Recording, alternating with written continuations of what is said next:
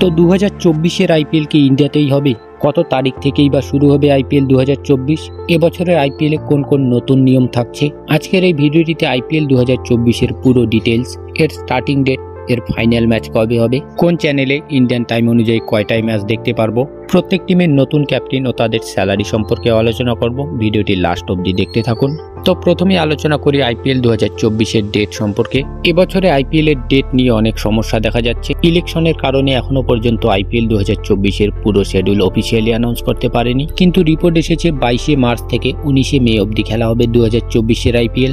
BCCI 58 থেকে 65 দিনের একটা উইন্ডো বের করার চেষ্টা করছে। 2023-এর আইপিএল অনুযায়ী যদি এবছরও ম্যাচ চলে, 19 তারিখ থেকে 25 তারিখের মধ্যে শুরু হবে এবছরের আইপিএল, এটা তো প্রায় কনফার্ম। টাইমিং সম্পর্কে যদি বলি, গত বছর যেমন 7:30টায় শুরু হয়েছে, এবছরও 7:30 অর্থাৎ 7:30টায় শুরু হবে ম্যাচ। এখন আলোচনা করি আইপিএল এর শিডিউল সম্পর্কে। আইপিএল 2024-এর শিডিউল ফেসে গেছে টি20 ওয়ার্ল্ড কাপ এবং ইংল্যান্ড সিরিজের মাঝখানে। ইন্ডিয়া ভার্সেস ইংল্যান্ডের সিরিজ শেষ হবে মার্চের 11 তারিখ। 10-12 দিনের গ্যাপ থাকবে, তারপরেই শুরু হবে আইপিএল 2024। আবার অপরদিকে টি20 ওয়ার্ল্ড কাপ শুরু হতে চলেছে 4 জুন, অর্থাৎ জুনের 4 তারিখে। আইসিসি আবার সরাসরি জানিয়ে দিয়েছে ওয়ার্ল্ড কাপের 10-15 দিন আগেই আইপিএল শেষ করতে হবে, কারণ ওয়ার্ল্ড কাপের প্রস্তুতির জন্য প্রত্যেক টিমের প্লেয়ারকে একজোট হতে হয়। প্র্যাকটিস করার জন্য, গ্রুপ আপ করার জন্য সময় লাগে, তাই এবছরের আইপিএল এর শিডিউল আসতে দেরি হচ্ছে।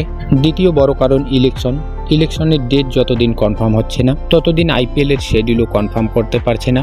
কারণ সাপোজ কলকাতায় যদি 25শে মার্চ ভোট থাকে, তাহলে 25শে মার্চ কলকাতায় কোনো মতেই খেলা হবে না, তাই আইপিএল এর শিডিউল আসতে দেরি হচ্ছে। তবে আইপিএল শিডিউল সম্পর্কে যে কোনো আপডেট আসলে এই চ্যানেলেই পেয়ে যাবেন, চ্যানেলটি সাবস্ক্রাইব করে রাখুন। শিডিউলের পর এখন আলোচনা করি ভেন্যু সম্পর্কে, কোন কোন মাঠে খেলা হবে এই ম্যাচগুলি। আইপিএল এর ভেন্যু নিয়েও সমস্যা রয়েছে এবছর প্রত্যেকটি টিমের। বিসিসিআই এবছর প্রত্যেকটি টিমকে 2টি করে ভেন্যু, 2টি করে মাঠ রেডি রাখতে বলেছে।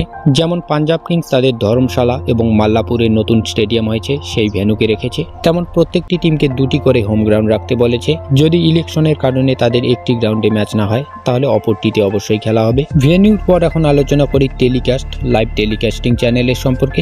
2024-এর আইপিএল এর জন্য টিভি রাইটস রয়েছে স্টার স্পোর্টসের কাছে, এবং অনলাইন রাইটস এবছর স্টার স্পোর্টসের কাছে নেই, জিও সিনেমার কাছে আছে।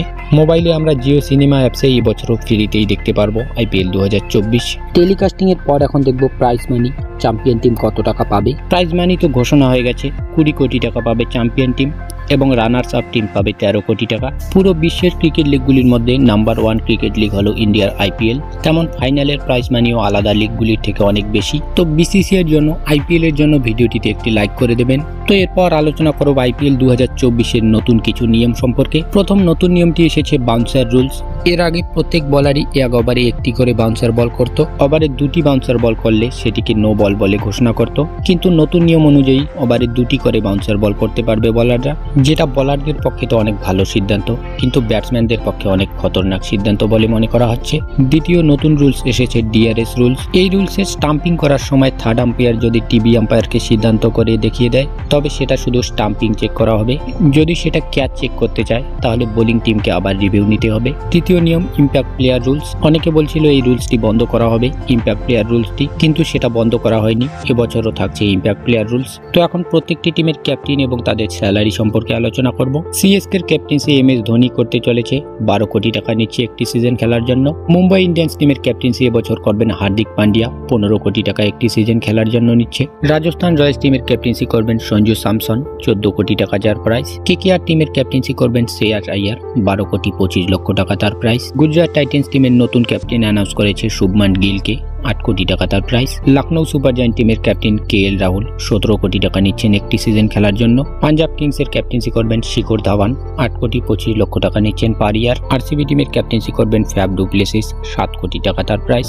দিল্লি ক্যাপিটালস টিমের ক্যাপ্টেন্সি করবেন ঋষভ পান্ত, 16 কোটি টাকা। এসআরএইচ টিমের ক্যাপ্টেন্সি করবেন এইডেন মার্ক্রম, 2 কোটি 60 লক্ষ টাকায়। এই ছিল আইপিএল 2024-এর প্রত্যেকটি টিমের ক্যাপ্টেন এবং তাদের স্যালারি।